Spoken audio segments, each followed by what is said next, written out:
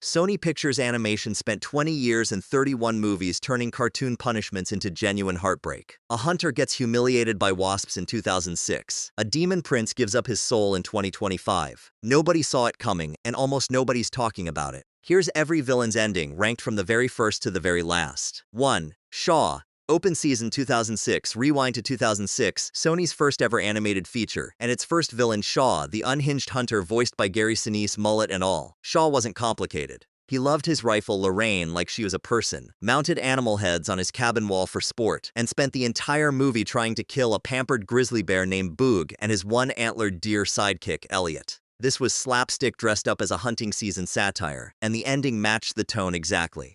Boog corners Shaw with a hive of angry wasps, Elliot's porcupine buddy fills his face with quills, and the forest animals finish him off with an old-fashioned tarring and feathering straight out of a Looney Tunes short, right down to the marching band music underneath it. Sheriff Gordy tranquilizes him, cuffs him, and hauls him off to jail alongside his two hunting buddies, Ed and Edna. No death, no darkness, just a cartoon bad guy getting a cartoon punishment. Even when Shaw returned years later in open season, scared silly, disguised at one point as a werewolf to scare the animals straight, he was simply arrested again for poaching. Shaw set the template for early Sony villains. Loud, mean, ultimately harmless once the animals got organized against him too.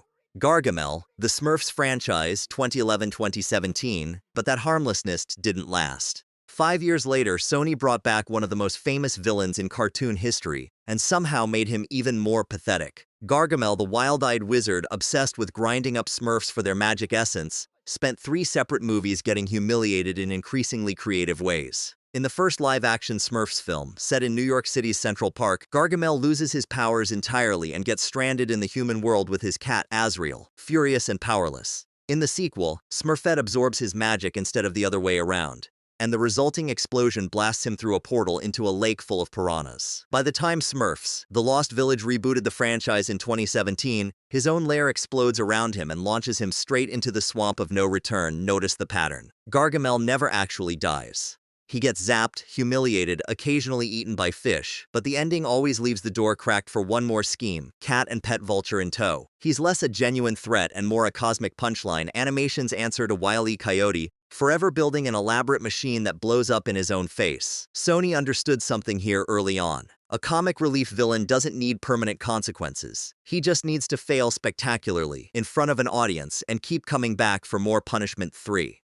Chester Fee, Cloudy with a Chance of Meatballs 2, 2013. Here's where it starts to change though. In 2013, Cloudy with a Chance of Meatballs 2 introduced Chester V, a Steve Jobs-coded tech mogul voiced by Will Forte, who spends the whole film manipulating his old protege Flint Lockwood, while secretly plotting to harvest living food creatures called foodimals for profit. Chester is charming right up until he isn't. He threatens to grind Flint's own friends into food bars, abandons his loyal assistant Barb the second she stops being useful, and when his army of holograms fails to stop the heroes, he tries to flee with Flint's invention tucked inside his own vest for safety. It doesn't work. A massive cheeseburger spider hybrid grabs him mid-escape and swallows him whole, vest and all, right in front of the camera, leaving nothing behind but a burp. No jail cell, no tar and feathers. Chester Fee becomes the first Sony Animation villain confirmed to actually die on screen, devoured by one of his own would-be victims, on the very island he tried to strip mine for profit. The visual is still silly, a monster made of cheese, but the intent underneath it isn't silly at all. For the first time, a Sony movie was punishing greed with permanent consequences, and letting the foodimals themselves deliver the punishment. 4. Bella, Hotel Transylvania 2, 2015. Sony's monster comedy franchise took its own unusual route toward that same idea. In Hotel Transylvania 2 from 2015, the threat comes from Bella, a vicious bat monster enforcer working for Dracula's ancient father Vlad. Bella attacks Drac's half-human grandson Dennis directly, which finally triggers the boy's dormant vampire powers, and Dennis beats him down himself. Vlad shrinks Bella to the size of a toy, leaving him a plaything for the werewolf puppies for the rest of his days. 5. Slappy the Dummy, Goosebumps, 2015-2018. Also in 2015, Sony's Goosebumps adaptation gave audiences one of its most genuinely unkillable villains, Slappy the Dummy, voiced by Jack Black doing double duty as author R.L. Stine himself.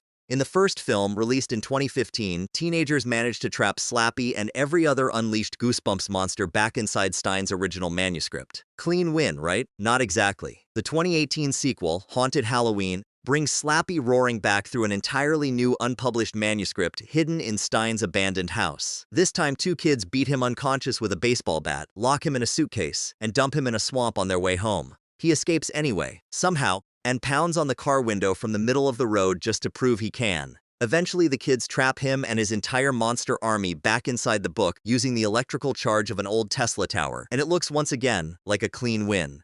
Then comes the sting. In the final seconds, Slappy reappears in Stein's own cabin, revealing he secretly wrote his own book, with Stein himself as the main character, and sucks his creator inside it.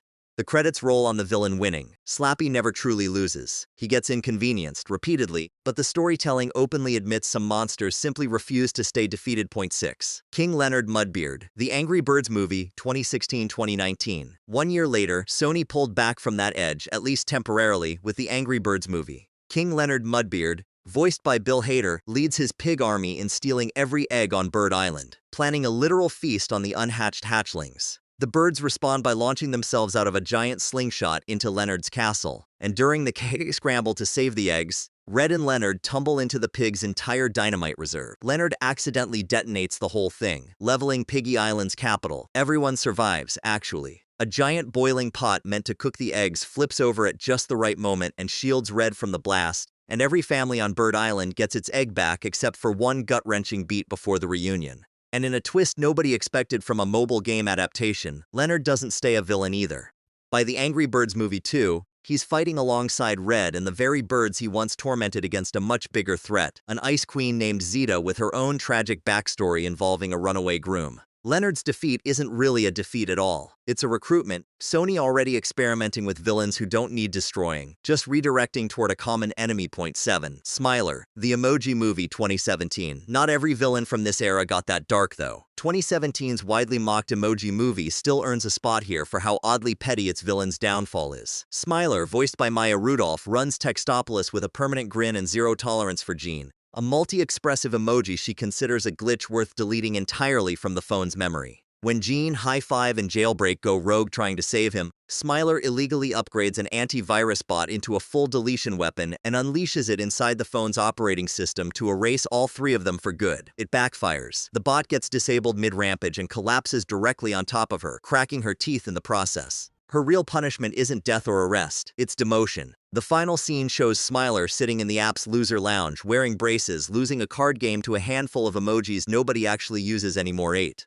Abraham Van Helsing, Hotel Transylvania 3 2018. In 2018, Hotel Transylvania 3 introduced a bigger threat, Abraham Van Helsing, a legendary monster hunter who's kept himself alive for centuries through cybernetic upgrades, having replaced most of his own organs by that point. Van Helsing lures every monster in the hotel onto a cruise ship bound for the lost city of Atlantis, planning to wipe them all out using a sonic weapon called the Instrument of Destruction, operated by his own great-granddaughter Erica. Except Erica falls in love with Dracula along the way, and can't bring herself to finish the job. When Van Helsing's weapon accidentally triggers a rampaging kraken instead, Drac's family saves the old hunter from it, and he has a genuine change of heart on the spot, apologizing to the monsters he'd hunted his entire life and even refunding everyone's cruise tickets. Nobody dies, nobody goes to prison. The villain just quietly stops being a villain. 9. Kingpin, Spider-Man, Into the Spider-Verse, 2018. Now for the villain that changed what a Sony ending could look like entirely, and arguably the moment the studio stopped being seen as strictly a kid's animation house. Spider-Man, Into the Spider-Verse, released later that same year, gave Wilson Fisk the Kingpin, a motive with genuine emotional weight. He built an interdimensional super collider hoping to pull an alternate version of his dead wife and son back into his universe, funding the entire project through his legitimate business, Alchemax. Along the way he kills this reality's original Spider-Man in cold blood, then executes Miles Morales' own uncle, the Prowler, without a flicker of hesitation. This isn't a cartoon bad guy anymore, and the film treats him that way from his very first scene. When Miles finally confronts him inside the collapsing collider, ghostly projections of Kingpin's real family appear around them, horrified at what he's become in their name. Miles delivers a full-power venom blast that shatters the machine and knocks Fisk out cold, then simply webs him up and leaves him for the police to find. Kingpin survives Into the Spider-Verse, but his fingerprints stay on the whole trilogy, because that same collider explosion accidentally transformed a mild-mannered scientist named Jonathan On into a far stranger threat that wouldn't fully surface for another 5 years. Sony had started building consequences that outlived the villain who caused them, turning one movie's aftermath into the next movie's entire plot point. 10. PAL, The Mitchells vs. the Machines, 2021. By 2021, Sony was ready to deliver its most literal villain death yet, minus the theatrics. The Mitchells vs. the Machines centers on PAL, a discarded AI assistant voiced by Olivia Colman, publicly humiliated by her creator Mark Bowman the moment he unveils a shinier product line. PAL's response is total robot apocalypse. She hijacks every connected device on Earth and launches humanity into space to die in an orbiting void, so machines can inherit the planet without her, in her words, wildly disappointing creators. The Mitchell family fights back with nothing but stubborn love, a station wagon, and a very confused pug named Monchi who can't be scanned by any robot because his own system genuinely cannot classify him. In the climax, teenage filmmaker Katie Mitchell finally gets her hands on PAL's phone body and hurls her toward a swimming pool below. PAL bounces off an outdoor umbrella, ricochets off Monchi's head, and lands directly in a glass of water, short-circuiting for good. No jail cell, no redemption arc, no sequel tease waiting in the wings. PAL is simply permanently switched off, and every human she captured across the entire planet is instantly freed at once. It's the cleanest, most final villain defeat in the studio's history, delivered by a family that never stopped believing in each other, even when the technology around them insisted they should stop trying. 11. The Spot. Spider-Man. Across the Spider-Verse 2023. 2 years after that, Across the Spider-Verse pulled off something almost no other Sony villain had managed. It refused to resolve its bad guy at all. The Spot, once that mild-mannered scientist Jonathan Owen from the first Spider-Verse Collider explosion, spends the sequel evolving from a joke nobody takes seriously into something far more dangerous. Every time he uses his portal powers, he grows stronger and less human, eventually able to warp entire universes just by stepping through himself. He blames Miles personally for his transformation, and by the film's cliffhanger ending, he's powerful enough to threaten the whole multiverse. Not just one Spider-Man, Miles never actually beats him. The movie ends mid-chase, mid-crisis, with Miles stranded in the wrong universe entirely and the Spot still very much alive, still growing, still escalating toward whatever comes next. For the first time in the studio's history, Sony let a villain simply remain unresolved, trusting audiences to sit with that discomfort and wait for a future sequel to finish what this one deliberately left open. It's a defeat that hasn't happened yet, and that alone tells you how far the studio had traveled from tar and feathers back in 2006-12. Jinu and Gwi-Ma, KPop Demon Hunters 2025, which brings us to 2025, and the ending that finally broke the mold completely. KPop Demon Hunters follows Huntrix, a K-pop girl group secretly tasked with protecting humanity from demons through the power of their music, guarding a supernatural barrier called the Hanmoon. Their opposition comes from Gwi-Ma, an ancient demon king who feeds on human shame, and Jinu, the charismatic leader of a rival boy band called the Saja Boys, who's secretly one of Gwi-Ma's oldest servants. 400 years earlier, Gwi-Ma gave Jinu fame and fortune in exchange for his soul, condemning him to the demon realm forever. Here's the turn nobody expected from a colorful streaming musical about idol culture. Jinu falls in love with Rumi, Huntrix's lead singer, who turns out to be half demon herself, hiding jagged patterns on her own skin out of shame. When Gwi-Ma discovers Jinu's growing loyalty to her, he threatens to kill Rumi personally as punishment for the betrayal, reminding Jinu that he sold his own mother and sister for a life of fame centuries earlier. Jinu makes his choice instantly. He sacrifices himself, pouring his restored soul directly into Rumi to save her life, and dies doing it. No last-minute rescue, no reversal. Empowered by that gift, Huntrix finally defeats Gwi-Ma in full voice, transforming the barrier into a golden Hanmoon that seals the demons away. Gwi-Ma isn't destroyed, only banished, a threat left simmering for a future sequel. Jinu, though, is simply gone, and the film lets that loss actually hurt. No joke to cushion it, no cutaway gag.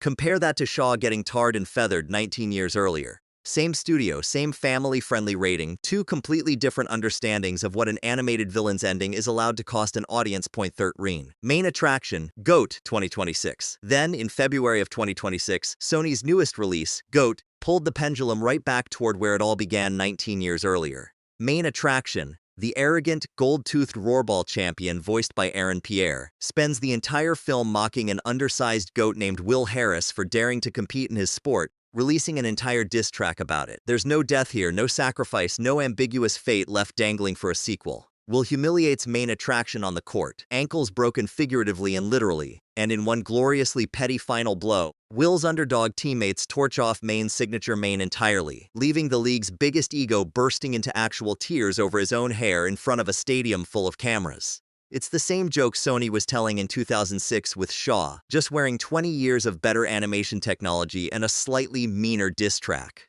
The villain gets humbled, not destroyed, and the credits roll on laughter instead of grief. Conclusion line all of them up and you can watch an entire studio grow up in real time. Shaw gets tarred and feathered. Chester V gets swallowed whole. Slappy refuses to stay in his book. Pal gets dropped in a glass of water. Jinu gives up his own life for someone he loves, and the movie actually lets you sit with that. Then main attraction loses his hair on a basketball court in 2026, and somehow that still works too, right alongside everything that came before it.